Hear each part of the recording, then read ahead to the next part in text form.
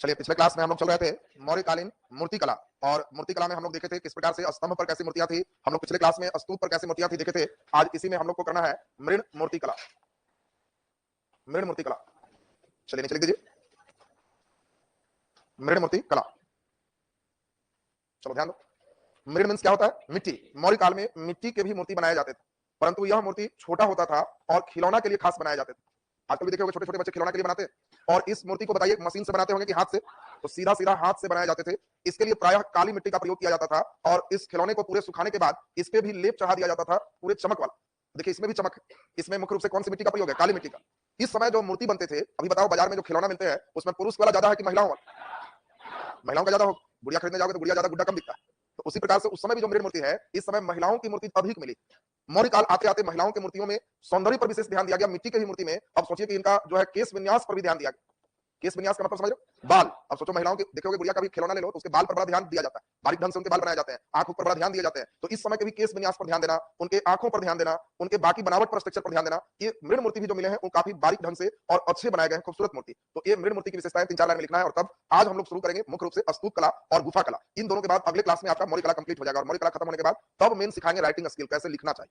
उसके लिए 2-3 क्वेश्चन आपको अभ्यास कराएंगे, कैसे भूमिका है, कैसे वर्णन करोगे, कैसे लिखोगे, और तब एक क्वेश्चन का टेस्ट ले लेंगे। उसके बाद मौर्य कला चूंकि पहला था इसलिए हम इतना टाइम दी, इसमें थोड़ा पहला नंबर पर ध्यान ज्यादा देना है। धीरे धीरे इसी टाइप का बाकी कला उसमें कम भी आपका क्लास बैठेंगे, इससे थोड़ा कम होगा तब भी आपको पकड़ में आ जाएगा। शुरुआत में थोड़ा सिखाना ज्यादा पड़ता है। तो चलिए नीचे लिख दीजिए मृण मूर्तिकला, नीचे डेस्क के नीचे लिख दीजिए, लिखिए मौर्यकालीन मूर्तिकला में, मौर्यकालीन मूर्तिकला में मृण मूर्तिकला, मृण मूर्तिकला अपना विशेष महत्व रखता है। मृण मूर्तिकला अपना विशेष महत्व रखता है,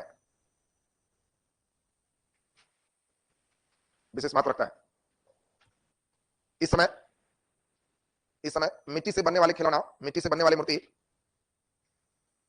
इस समय मिट्टी से बनने वाली मूर्ति, मिट्टी से बनने वाली मूर्ति खिलौना के रूप में प्रयोग किए जाते थे।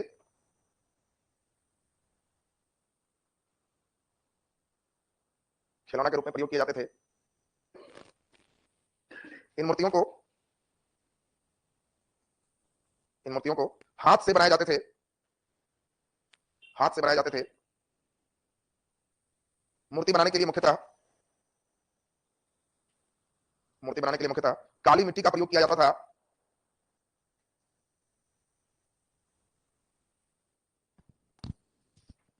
काली मिट्टी का प्रयोग किया जाता था।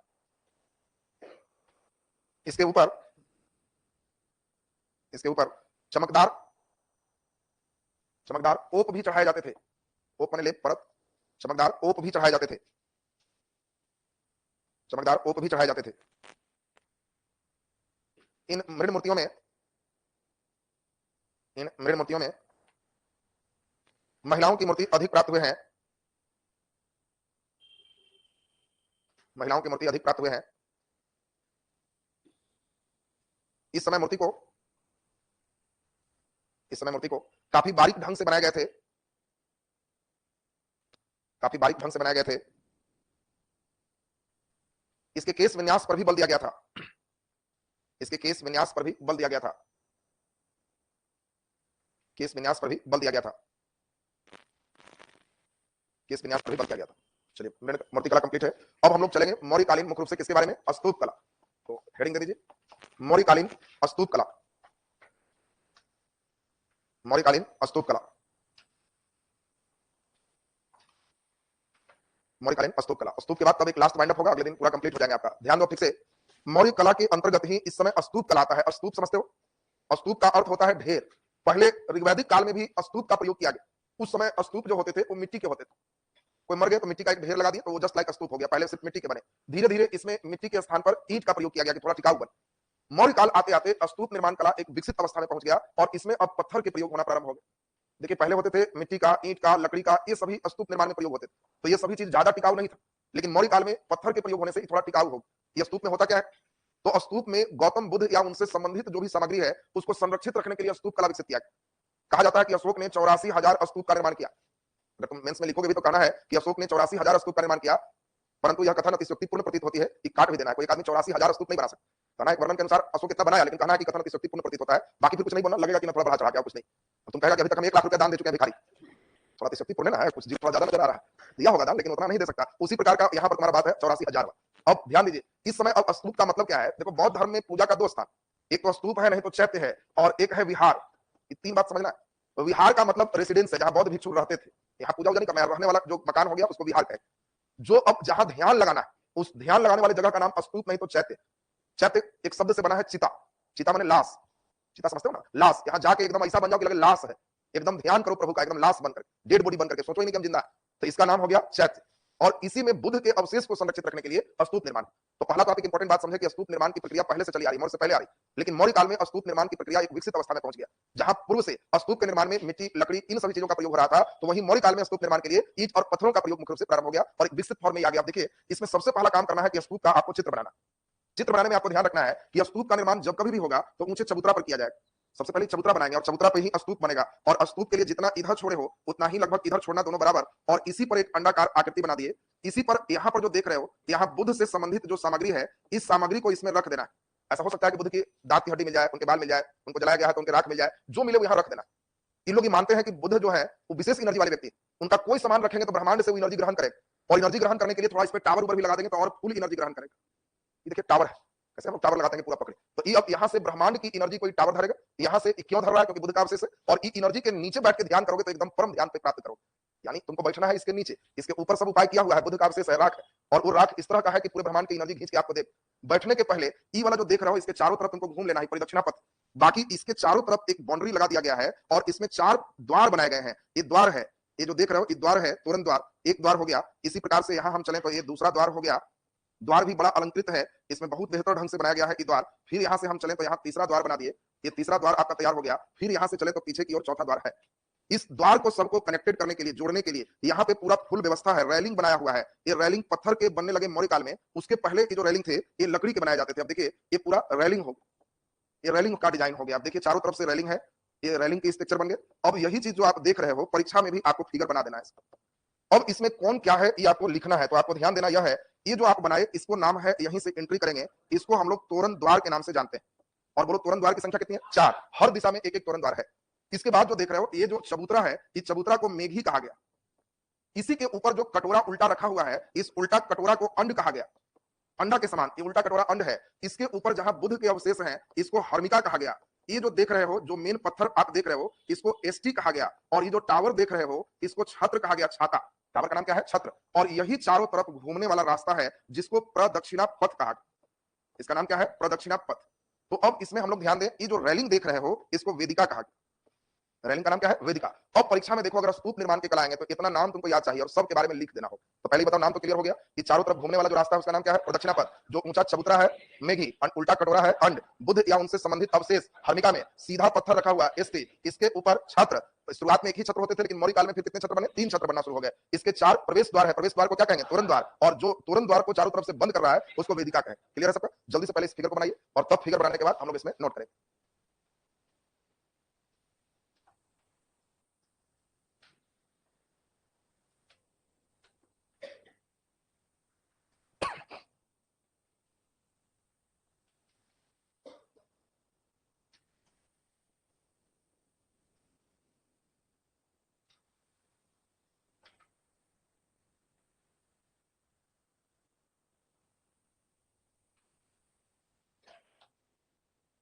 हाँ, ठीक।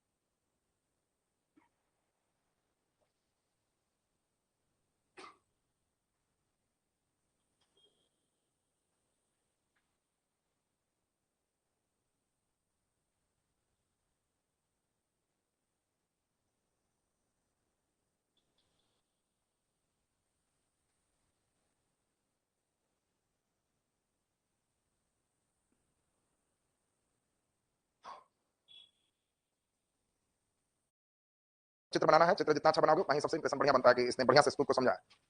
अब हम लोग इसमें एक-एक करके चलेंगे, सभी के बारे में लिख देंगे तो स्तूप निर्माण की कला हो जाएगी। पहले एक बार बढ़िया से समझ लीजिए, समझ लोगे तो लिखना आसान हो जाएगा। आपको सबसे पहले हम क्या कहेंगे बताओ, स्तूप निर्माण की कला मौर्य काल में विकसित है कि पहले से? तो आपको कहना है कि मौर्य काल में स्तूप निर्माण की कला एक व्यवस्थित स्वरूप को प्राप्त किया। पूर्व से जहां स्तूप मिट्टी, लकड़ी से बनाए जा रहे थे, वहीं मौर्य काल में इसे ईंट और पत्थरों से निर्मित करना प्रारंभ किया गया। अशोक के द्वारा इस काल में कई स्तूप बनाए गए। एक तो या तो कई देके निकल जाओ, जिसमें सांची और भरभूत के स्तूप प्रमुख है। अब तुम्हारी इच्छा है कि 84,000 लिख दे तो लिख देना। ये वर्णन के अनुसार अशोक ने 84,000 स्तूप का निर्माण किया, परंतु यह संख्या अतिशयोक्तिपूर्ण प्रतीत होती है। ये करके खंडन कर दोगे और कहोगे कि इसमें सांची का स्तूप और भरभूत का स्तूप प्रमुख है। अब कहोगे कि स्तूप निर्माण की जो कला थी वो ऊंचे चबूतरा पर बनाए जाते थे, जिसे मेघी कहा जाता था। इसके ऊपर उल्टा कटोरा का आकार बनाए जाते थे, जिसे अंड कहा जाता था। अंड के ऊपर बुद्ध के अवशेष रखे जाते थे, जिसे हर्मिका कहा जाता था। इसमें एक ऊर्ध्वाधर पत्थर रखे जाते थे, ऊर्ध्वाधर मींस खड़ा पत्थर, जिसको एस्टी कहा जाता था। और एस्टी में मौर्य काल में 3 छत्र का प्रयोग हुआ है। पूर्व के समय में केवल एक ही छत्र के प्रयोग होते थे। बोलो क्लियर है सबका? अब इसमें चारों ओर घूमने के लिए मेघी में ही प्रदक्षिणा पथ बनाए गए थे। इसमें प्रवेश करने के लिए चारों दिशाओं में 4 विभिन्न तोरण द्वार को आपस में वेदिका से जोड़ दिया गया था। वेदिका काफी अलंकृत थे, जिसमें जातक कथा के कहानियों को चित्रित किया गया था। और तोरण द्वार में 2 ऊर्ध्वाधर पत्थर के स्तंभों पर ऊपर 3 क्षैतिज पत्थर रखे गए थे। ऊर्ध्वाधर पत्थर कितने हैं? 2 और क्षैतिज पत्थर 3। इन पत्थरों को काफी अलंकृत किया गया था। अब इसमें विभिन्न चित्र बनाए गए थे। इसमें आपको बताया था कि चित्र बुद्ध की पूजा कौन कर रहा है? हाथी। बड़ा सजीवता के साथ उसका उत्कीर्णन किया गया है। इसमें हाथी, घोड़ा, चक्र, कई प्रतीकों का बहुत ही सुंदर इसमें चित्र बनाया गया है। आप तोरण द्वार का स्पेशल चित्र भी बना सकते हो। और ये सभी पत्थर काफी कैसा है? अलंकृत है। अलंकृत का मतलब सजा हुआ है, सादा नहीं है, काफी अलंकृत बनाया गया है। तो ये आपको लिख देंगे तो आपका कंप्लीट हो जाएगा। तो क्या क्लियर है सबका? लिख दीजिए नीचे। लिखिए, मौर्य काल में मौर्य काल में मौर्य काल में स्तूप निर्माण की कला मौर्य काल में स्तूप निर्माण की कला एक व्यवस्थित स्वरूप प्राप्त किया। एक व्यवस्थित स्वरूप प्राप्त किया। पूर्व काल में मिट्टी और लकड़ी से निर्मित स्तूप पूर्व काल में मिट्टी और लकड़ी से निर्मित स्तूप का स्थान ईंट और पत्थर द्वारा निर्मित स्तूप ने लिया। का स्थान ईंट और पत्थर द्वारा निर्मित स्तूप ने लिया। ईंट और पत्थर द्वारा निर्मित स्तूप ने लिया। ईंट और पत्थर द्वारा निर्मित स्तूप ने लिया। इस काल में विभिन्न कई स्तूप निर्माण किए गए। इस काल में विभिन्न कई स्तूप निर्माण किए गए, जिसमें सांची का स्तूप और भरभूत का स्तूप जिसमें सांची का स्तूप और भरभूत का स्तूप सांची का स्तूप और भरभूत का स्तूप अपना विशेष महत्व रखता है। भरभूत का स्तूप अपना विशेष महत्व रखता है। अपना विशेष महत्व रखता है। पैराग्राफ चेंज करके लिखिए, स्तूप का निर्माण ऊंचे चबूतरा पर किए जाते थे।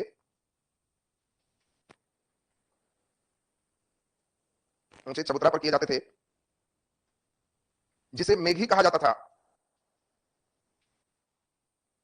मेधी, जिसे मेधी कहा जाता था। मेधी कहा जाता था। इसके ऊपर उल्टे कटोरे के आकार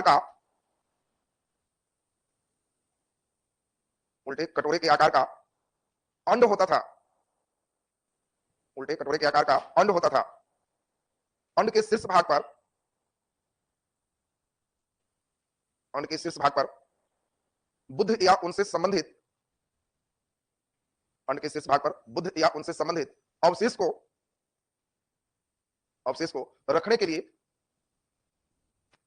रखने के लिए हर्मिका का निर्माण किया जाता था।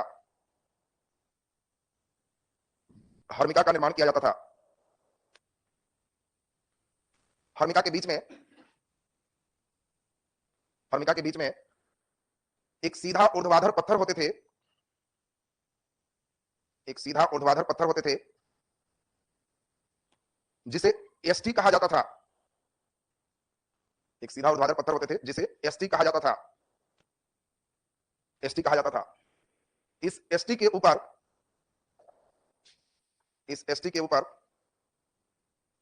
छत्र के प्रयोग किए जाते थे। पूर्व काल में छत्र की संख्या 1 होती थी। परंतु इस काल में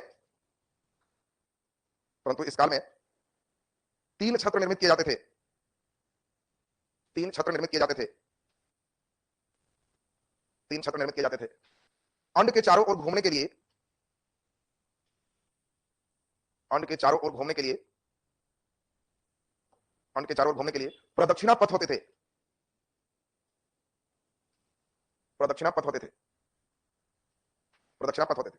चलिए पैराग्राफ चेंज करेंगे। अब मेन तोरण द्वार और वेदिका के बारे में लिखेंगे। पहले बताओ केवल स्ट्रक्चर समझ गया तो लिखने में भार है इसमें। चबूतरा बनाए मेरी, अंडाकार आकृति बनाए अंड, ऊपर में अवशेष रखे हर्मिका, एक ऊर्ध्वाधर पत्थर रखे एस्टी, उसके ऊपर क्या दिए छत्र, पहले छत्र की संख्या 1, इस काल में 3, बस ये पूरा लिख दिए, हो गया। चारों तरफ घूमने के लिए प्रदक्षिणा पथ नहीं लिख सकते हो सब। अब इसमें जो लिखेंगे वो समझो। इस स्तूप में अंदर प्रवेश करने के लिए चारों दिशाओं में 4 द्वार बनाए जाते थे, जिस द्वार को तोरण द्वार कहा जाता था। तोरण द्वार का निर्माण एक विशेष शैली में होते थे, जिसमें 2 ऊर्ध्वाधर पत्थर होते थे और इसके शीर्ष पर 3 क्षैतिज पत्थर को रखा जाता था। यह तोरण द्वार काफी अलंकृत होते थे। इन पत्थरों में विभिन्न चित्रों का बहुत ही सुंदर सजीवता के साथ उकेरण किया जाता था। इसमें चित्र उकेरित होते थे। इसमें भरभूत के स्तूप में आप उदाहरण दे दोगे, बुद्ध की पूजा कौन कर रहा है? हाथी का बड़ा सजीवता से चित्रण किया गया। इसमें घोड़ा और बौद्ध धर्म से संबंधित विभिन्न जो प्रतीक है उसका बहुत ही सुंदर चित्रण किया गया। इन द्वारों को आपस में जोड़कर क्या बनाया गया? वेदिका। सभी द्वार को एक दूसरे से जोड़ा गया और इससे क्या बना? वेदिका। मौर्य काल में वेदिका पत्थर के निर्मित होना प्रारंभ हो गए और वेदिका पर काफी सुंदर चित्र बनाए गए जो बुद्ध के पूर्व जन्म की कहानी जातक कथा से संबंधित है। इतना ही पैराग्राफ में लिख देगा, बाउंड्री लाइन हो जाए। बोलो क्लियर है सबका? लिख दीजिए पैराग्राफ चेंज करके। लिखे स्तूप में अंदर प्रवेश करने के लिए, स्तूप में अंदर प्रवेश करने के लिए, स्तूप में अंदर प्रवेश करने के लिए चारों दिशाओं में, चारों दिशाओं में, चारों दिशाओं में 4 विभिन्न तोरण द्वार निर्मित किए गए थे। 4 विभिन्न तोरण द्वार निर्मित किए गए थे।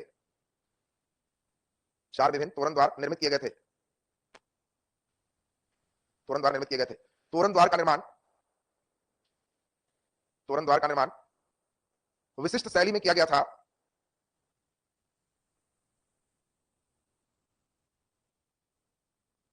विशिष्ट शैली में किया गया था। इसमें पत्थर के 2 ऊर्ध्वाधर स्तंभ, पत्थर के 2 ऊर्ध्वाधर स्तंभ के शीर्ष पर 3 क्षैतिज रूप से रखे पत्थर से जोड़ा गया था। 3 क्षैतिज रूप से रखे पत्थर से जोड़ा गया था। 3 क्षैतिज रूप से रखे पत्थर से जोड़ा गया था। क्षैतिज रूप से रखे पत्थर से जोड़ा गया था। तोरण द्वार के पत्थरों को काफी अलंकृत, तोरण द्वार के पत्थरों को काफी अलंकृत बनाया गया। तोरण द्वार के पत्थर को काफी अलंकृत बनाया गया। इन पत्थरों पर बौद्ध धर्म से संबंधित विभिन्न प्रतीकों को, बौद्ध धर्म से संबंधित विभिन्न प्रतीकों को, बौद्ध धर्म से संबंधित विभिन्न प्रतीकों को बहुत ही बारीक ढंग से उकेरित किया गया है। बहुत ही बारीक ढंग से उकेरित किया गया है। बहुत ही बारीक ढंग से उकेरित किया गया है। भरभूत के स्तूप में, भरभूत के स्तूप में गौतम बुद्ध की पूजा करते हुए, गौतम बुद्ध की पूजा करते हुए हाथी के चित्र को, हाथी के चित्र को काफी सजीवता के साथ निर्मित किया गया है। हाथी के चित्र को काफी सजीवता के साथ निर्मित किया गया है। सजीवता के साथ निर्मित किया गया है। सभी तोरण द्वार को, सभी तोरण द्वार को वेदिका के द्वारा एक दूसरे से जोड़ दिया गया है। वेदिका के द्वारा एक दूसरे से जोड़ दिया गया है। वेदिका के द्वारा एक दूसरे से जोड़ दिया गया है।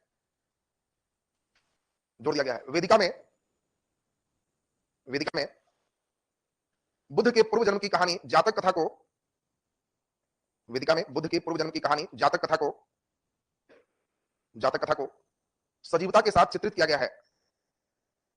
जातक कथा को सजीवता के साथ चित्रित किया गया है। सजीवता के साथ चित्रित किया गया है। चलिए अब ये बताइए, स्तूप पर आपके कलम चल जाएंगे ना? लिखा सकता है सबसे नीचे हेडिंग दे दीजिए, मौर्यकालीन गुफा कला। अब हम लोग को गुफा कला और राजप्रसाद 2 ही सीखना है और अगले दिन में ये पूरा कंप्लीट हो जाएगा, मौर्य कला खत्म। और तब ऐसा नहीं कि पाल कला शुरू करेंगे, एक दिन आंसर राइटिंग सिखाएंगे कैसे लिखना है, फिर टेस्ट लेंगे, तब आगे पाल कला होगा। चूंकि फाउंडेशन बैचलर इसमें एकदम आराम से आपको मेन राइटिंग स्किल विकसित कर दे। इसी बार कई बच्चा